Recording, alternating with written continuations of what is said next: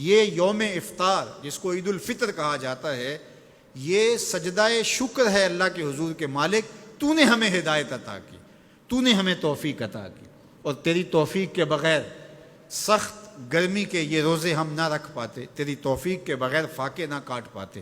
یہ تیرے ہی کرم سے، تیری ہی دی ہوئی توفیق سے ہمیں صبر نصیب ہوا۔ الصوم نصف الصبر، روزہ آدھا صبر ہے۔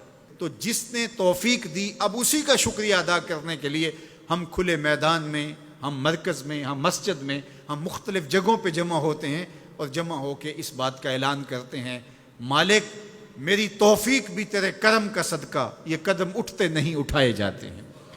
تو نے توفیق دی تو روزے رکھے گئے، تو نے توفیق دی تو گنتی کے دن پورے ہوئے، تو نے توفیق دی تو مالک تیرے ہی حضور حاضر ہوئے، اور یہ تیرا ہی کرم ہے اور تیری ہی کرم نوازیوں کے رنگ ہیں۔ حضرت معاذ بن جبل رضی اللہ تعالیٰ عنہ فرماتے ہیں کہ ایک دن حضور نے میرا ہاتھ پکڑا اور ہاتھ پکڑ کے فرمایا، اے معاذ واللہ انی لاحبک، اللہ کی قسم میں تجھ سے پیار کرتا ہوں۔ پھر دوبارہ فرمایا، واللہ انی لاحبک، اے معاذ میں اللہ کی قسم تم سے پیار کرتا ہوں۔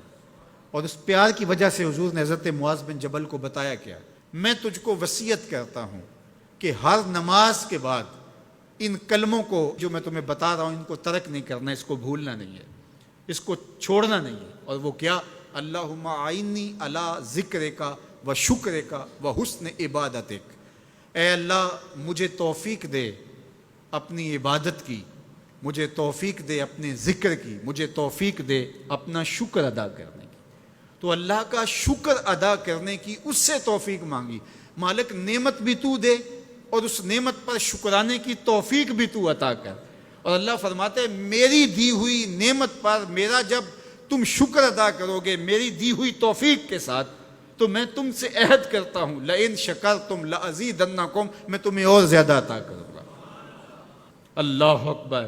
شکریہ سے نعمت میں اضافہ ہوتا ہے، نعمت میں برکت ہوتی ہے۔ ایک دوسرے مقام پہ کتنی خوبصورت بات ارشاد کی، ما یفعل اللہ بعذابکم ان شکرتم و آمنتم، اللہ فرماتا ہے کہ وہ تمہیں عذاب دے کے کیا کرے گا اگر تم شکریہ ادا کرو اور ایمان لاؤ۔ اللہ کی چاہت نہیں ہے کہ تجھے جہنم کی بھڑکتی ہوئی آگ میں ڈالے، جو آگ تمہاری ہڈیاں توڑ کے رکھ دے، تمہارا گوشت جلا کے رکھ دے اور تم وہاں ذلت سہو، یہ تمہارے رب کی منشا نہیں ہے۔ وہ یہ چاہتا ہے کہ تمہیں جنت کی بہاریں نصیب فرمائے۔ یہ تمہارا عمل ہے کہ تم عذابوں کو خرید رہے ہو، تم عذابوں میں چھلانگے لگا رہے ہو۔ اس کی مرضی کیا ہے، اس کی رضا کیا ہے کہ تم شکر ادا کرو اور اس پر ایمان لاؤ، تو وہ تمہارے گناہ بھی معاف کر دے، تمہارے درجے بھی بلند فرما دے۔ بلکہ ایک دوسرے موقع پہ اللہ تعالیٰ نے قرآن مجید میں ارشاد فرمایا کہ تم جہنم کے گھڑے میں گرنے والے تھے، ایک جنبش پا کی دیر تھی کہ تم ایندھن بن جاتے۔ کہا کہ میری نعمت کا شکر ادا کرو کہ جس نعمت نے، اس نعمت سے مراد محمد عربی صلی اللہ علیہ وسلم، تمہیں جہنم سے نکال کے جنت کی راہوں پہ ڈال دیا۔ تو ہمارا رب ہمیں بخشنا چاہتا ہے، ہمارا رب ہماری مغفرت کرنا چاہتا ہے، ہمارے گناہوں کو معاف کرنا چاہتا ہے۔